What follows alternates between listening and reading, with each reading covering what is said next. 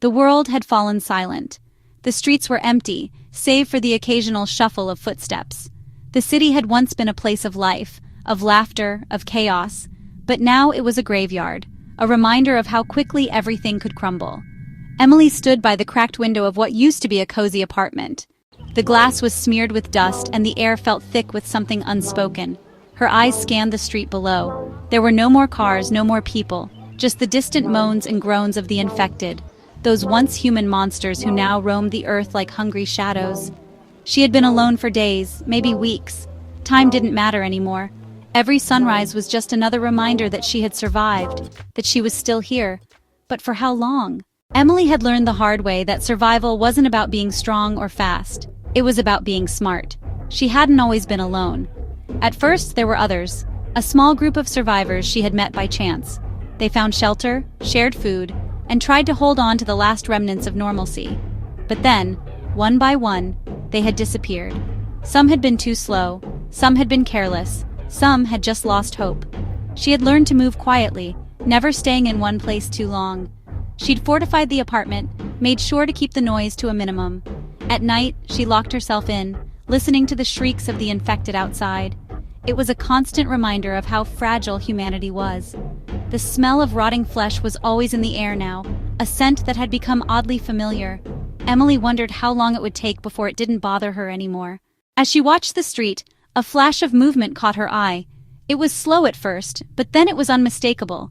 A figure, a woman, or at least she looked like one, until Emily saw the vacant, glazed eyes and the blood-stained clothes. The woman staggered closer to the building, her arms outstretched, mouth open, as if reaching for something, someone. Emily held her breath and backed away from the window. She had to be careful now.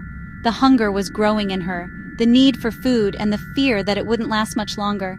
She'd been rationing, but the cans of beans and packets of crackers were running out. She needed to find more supplies, and soon. With a heavy heart, she gathered what little she had left. A half-empty backpack, a crowbar, and the flashlight that had barely survived the last few days. She slipped into the hallway, careful not to make a sound. The building creaked with every step, the silence oppressive. The stairwell was dark, lit only by the pale, flickering light of a single bulb. Emily moved quickly, her boots making barely a sound on the cracked concrete. She had to get to the basement. There were rumors that there might be a stockpile of food down there, if the infected hadn't already found it. She reached the door, her hand trembling as she turned the knob. The basement was pitch black, but she had learned to navigate by sound and instinct. She crept down the stairs, her heartbeat pounding in her ears. Suddenly, a low growl echoed from the shadows. Emily froze, her breath caught in her throat. The growl came again, louder this time, and closer. She slowly turned, her flashlight beam trembling as it landed on a pair of glowing eyes. They weren't human eyes, not anymore. But they were still looking at her, with hunger, with rage. The infected lunged. Without thinking, Emily swung the crowbar. It struck the creature in the skull with a sickening crunch. It fell back, twitching, but didn't get back up. Emily stood there, her chest heaving, staring at the creature's body as it twitched one last time before stilling. She'd killed it. She had to. It was her or them. But as she caught her breath, she realized something. That creature, it wasn't the first, and it wouldn't be the last. The world was gone.